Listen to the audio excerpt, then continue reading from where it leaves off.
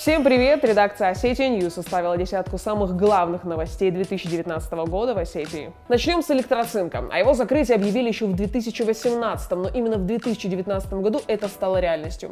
Без преувеличения, завод-губитель окончательно законсервирован. Бывшие рабочие, однако, настаивают на его запуске, но мы верим, что здравый смысл все-таки победит.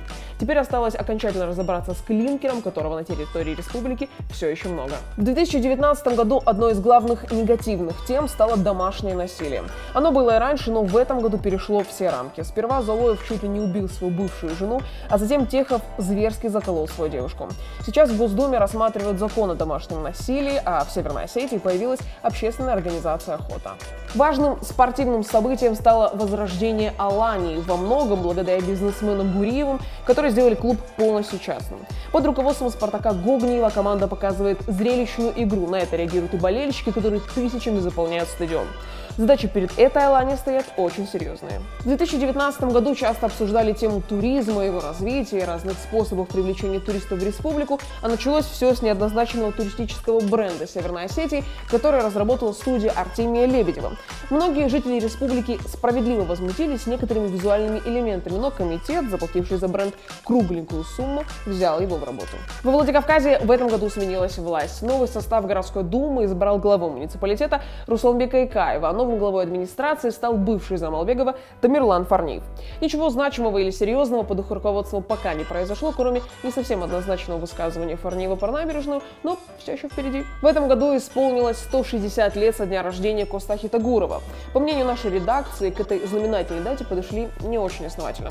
Кроме традиционных празднований, наверное, можно выделить лишь концерт в Большом театре в Москве, посвященный Коста, а в Южной Осетии годом Хитагурова объявлен весь год. Немного обидно, в общем, за нашего великого поэта.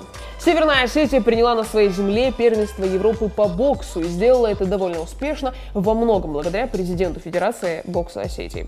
Нашу республику посетили сотни спортсменов из Старого Света, которые, судя по нашим с ним видео, остались очень довольны увиденным.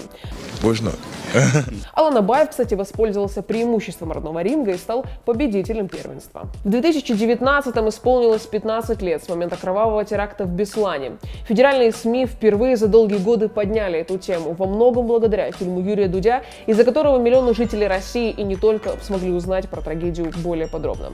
В этом же году в Госдуму был внесен законопроект, дающий право пострадавшим в Беслане на реабилитацию за пределами России за счет федерального бюджета. Это большой прорыв для нуждающихся в помощи. В вопросе экологии Осетия отпраздновала еще одну локальную победу помимо электроцинка. Под конец года официально завершилась рекультивация Унальского хвостохранилища. По словам специалистов, полностью ликвидировано негативное воздействие на окружающую среду токсичных отходов. На месте хвостохранилища в будущем планируют разбить зеленую зону.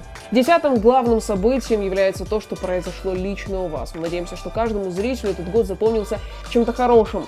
Кто-то завел семью, родил ребенка, купил машину, устроился на новую работу. Напишите, что главного и запоминающегося произошло в вашем году у нас в комментариях, а мы пожелаем вам в следующем году только хороших новостей.